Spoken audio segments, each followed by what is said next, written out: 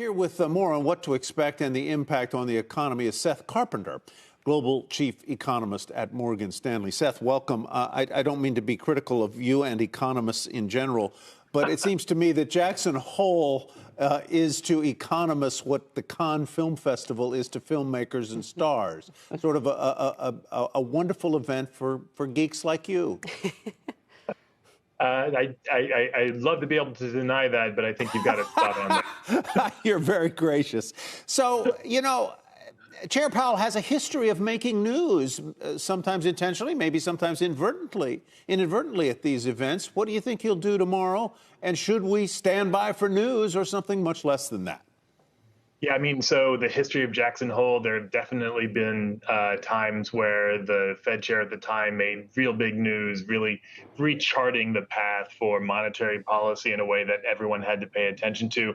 But that is not always the case. And I think right now, if we think about where the Fed is, where the internal debates are going, they're trying to sort out just how far they have to go in terms of hiking rates. They're also now, you can hear the debate shifting from the peak to how long they're going to hold rates at the peak. All of which to me says that Powell's, if he thinks about risk reward, what is he trying to achieve here? He's got to keep markets believing that they're going to drive inflation down over time. He's got to keep markets believing that if things turn out worse than they expect, higher inflation, stronger growth, they'll hike some more.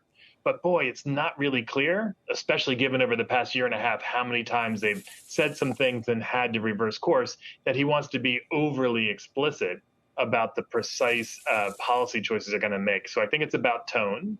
I think it's about striking that hawkish tone that we're going to keep at this job until it's done. But I don't know that he's going to want to lay down the next level of detail, i.e., here's what we're going to do at the next one or two meetings. Yeah, it seems to me, if I'm recalling correctly, that last year's remarks were perceived to be quite hawkish, we are prosecuting a war on inflation, and we're not going to quit until we are done.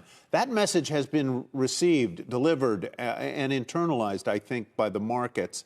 And so maybe tomorrow there's a kind of different tonality in the remarks here. What is the worry about recession going into this meeting, or is there much? I think when I spent 15 years of my life at the Fed, and I had a boss at one point who referred to the Federal Open Market Committee as 19 people that don't agree on the color of an orange. So I think there's a huge amount of disagreement there. Here at Morgan Stanley, we have said from the beginning of this hiking cycle that we did not expect a recession. I think that view is becoming more common across markets. I think it's probably getting more traction within the committee. So I think the recessionary outlook is probably not top of mind right now. In fact, there have been some recent data points that have been on the strong side of things. The retail sales report was pretty strong. And so I do think they are having a fierce internal debate. Have we done enough? Are we seeing real slowing? If you look at inflation coming down, if you look at payrolls coming down, there's lots of evidence to say they're going in the right direction.